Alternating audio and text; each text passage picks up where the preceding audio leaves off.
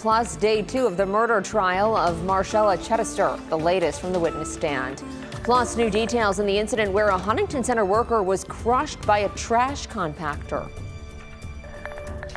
And how long till we get the steady soaking rain to work back into the area? I've got a breakdown of Doppler radar and the hour-by-hour forecast. We'll share the details of that. It's coming up in my full forecast. Thanks for joining us on this Tuesday night. I'm Kaylee Marentet. Let's take a look at your top stories. Marcella Chittister is on trial this week, and day 2 just wrapped up this afternoon. She's accused of driving drunk into a child's birthday party last April. Chittister is facing 9 charges, 2 of those being for second-degree murder. More than 20 witnesses have taken the stand in the past 2 days. Megan Hartnett reports from Monroe County about what happened inside the courtroom today. More than a dozen witnesses took the stand today, the majority being law enforcement, to testify about how they responded to the crash or how they assisted in the investigation. One of the witnesses was the responding deputy who took Chittister to the hospital and helped take vials of her blood to determine her blood alcohol content. There was some back and forth with the defense about this, ensuring that proper procedures had been followed when collecting the samples.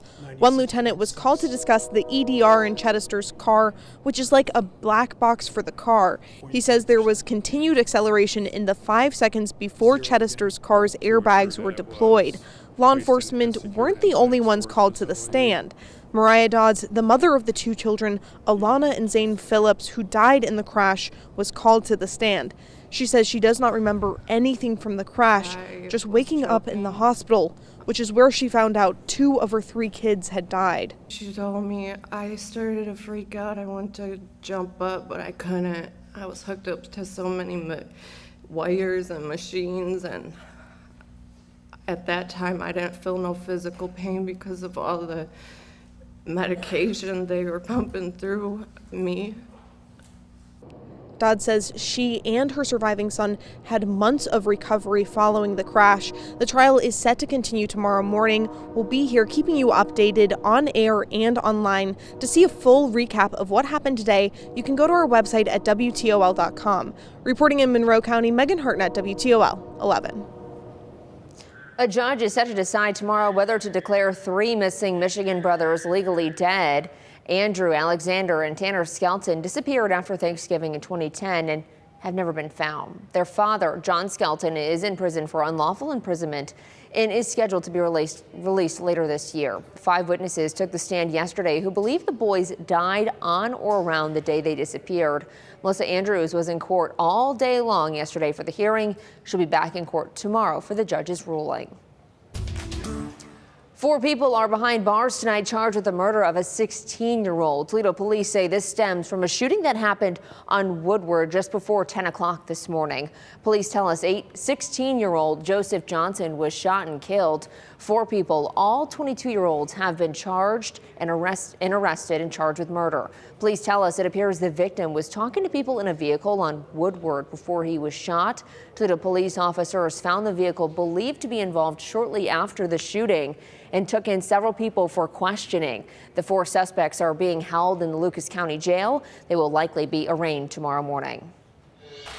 Well, have you seen this man? The Northern Ohio Violent Fugitive Task Force of the U.S. Marshal is asking for the public's help in finding him. Authorities say 44-year-old Kenneth Kirk is wanted for violating his supervised release after being convicted for being a felon in possession of a firearm.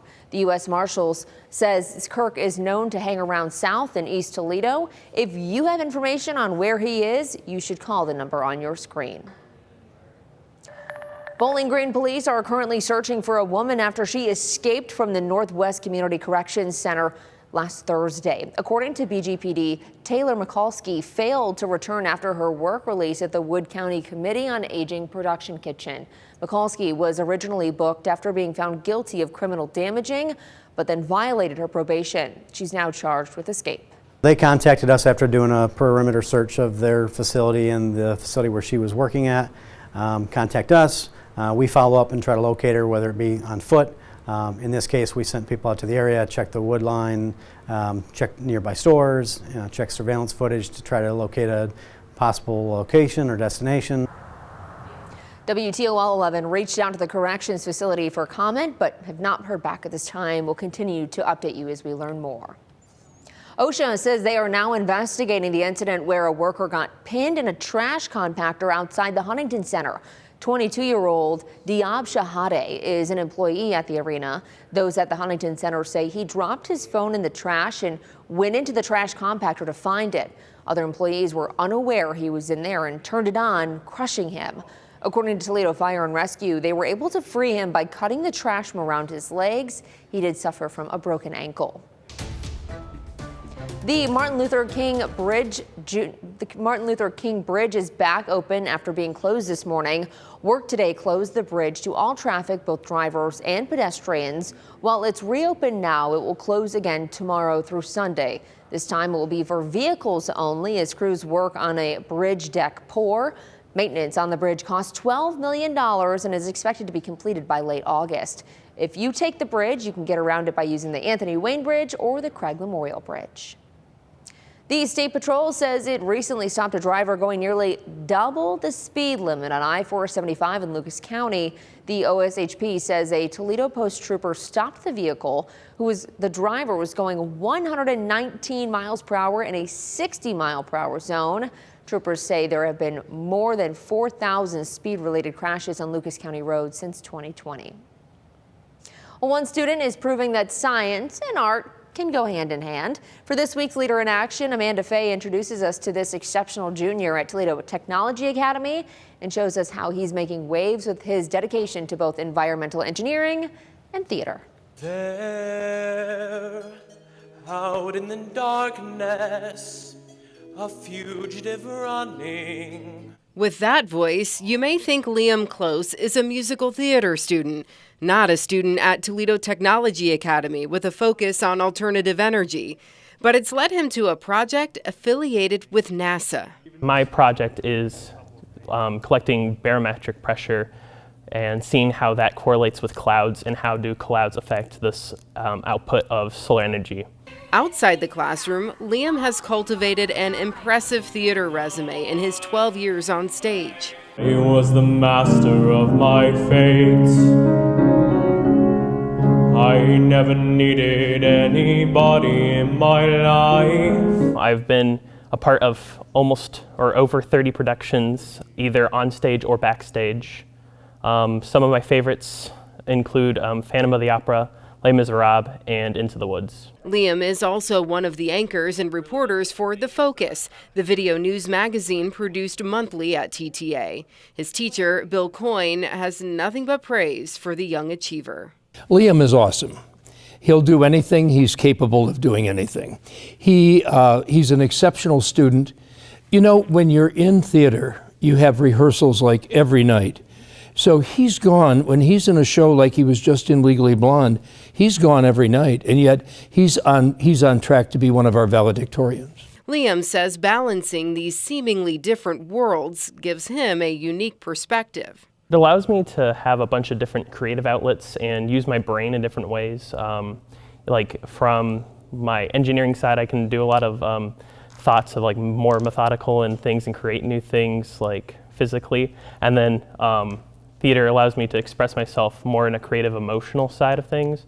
Liam also stays busy through his involvement in a number of clubs, including a volunteering group called the Trailblazers and National Honor Society.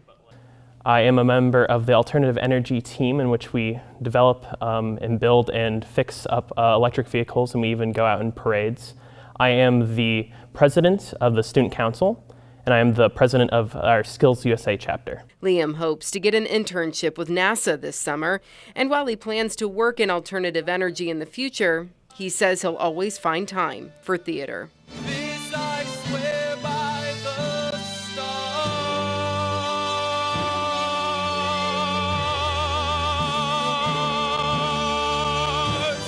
Reporting in West Toledo, Amanda Fay, WTOL 11.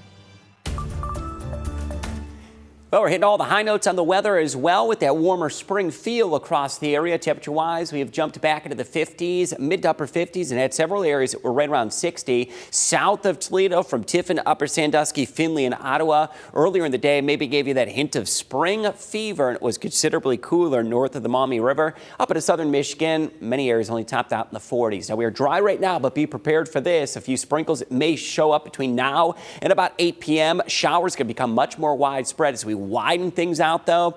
We're going to get a pretty good soaking rain that's going to roll into the area. So here's the leading edge of that rain down toward Indianapolis. That will be arriving after 9 o'clock. And it'll become more steady as we go through about 11 p.m. tonight. So areas of rain off to the south, to the west. This system is very dynamic, actually tucking in some snow and heavy snow, where we've got blizzard warnings that are lining parts of a half a dozen states from Nebraska, Iowa, up into southern Minnesota. It does include parts of Missouri, in and around Kansas City and Omaha.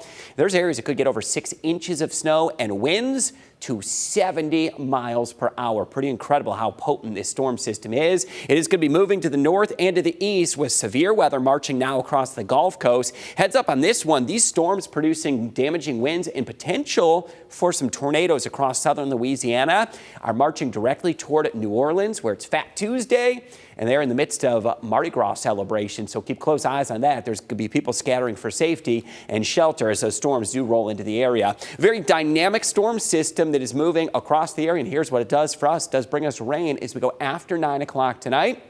That rain's going to pick up between 11 and midnight and steady showers overnight. This is where we get about a ½ inch of total rainfall. That rain will continue through early tomorrow morning. Make it a small window Wednesday. A little bit of sunshine that could break out. Don't let that fool you. It's not going to last. Wednesday by noon, more showers roll into the area, and it will turn wet, windy, and cooler late Wednesday afternoon and into Wednesday evening. Could be cold enough with those colder breezes. Snow chances maybe out there as we get into Wednesday night, Thursday morning, maybe just enough for a dusting or a coating of snow as we get into Thursday morning. I'm not expecting widespread accumulations, but if you wake up Thursday morning, a light dusting of snow, not out of the question as we get into Thursday morning before some afternoon sun will return. Highs expected to reach tomorrow into the mid-50s. Rain chances will be out there scattered in the morning, becoming more likely in the afternoon and evening. And that's where we go tumbling toward cooler weather. Mid-50s Wednesday, close to 40 on Thursday. Could argue some areas may only stay in the upper 30s. A few morning flurries, light rain snow mix on Friday, upper 30s. Dry but cold weather into the start of the weekend. And a few additional flurries Sunday as we spring forward. And we're going to feel that warmer spring weather as we get into Tuesday and Wednesday of next week. And that's when highs will reach towards 60 or warmer. Could do it back-to-back days, Tuesday and Wednesday of next week. Kaylee, back over to you. All right, thanks, Chris. Yellowstone National Park is getting ready for warmer weather, but before the park shifts to spring, first, it's got to get past winter.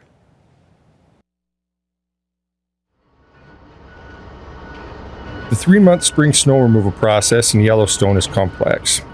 Each winter, we spend about 3 months grooming 180 miles of park roads so people can tour the park by snowmobile and snow coach. With the amount of snow the park receives in the winter ranging from 2 to over 10 feet in areas, combined with the grooming and over snow travel, the snow on the roads becomes packed so hard that traditional plowing doesn't work very well. To efficiently plow the snow, we first pull a large grader equipped with a V-plow that we refer to as the wedge with 2 bulldozers. This breaks up the hard pack so we can follow up with a double wing plow equipped with another large V-plow to move the snow as close to the road shoulders as possible. This is followed up by our fleet of 7 rotary snow plows that have the capabilities of moving 35 to 4,500 tons of snow per hour to clean up the road shoulders and plow pullouts. The 2 biggest challenges we face through our plow season is the weather and equipment breakdowns. We have 3 garages spread out over the park's 452 miles of roads, so the nearest shop can be 75 miles away in some circumstances.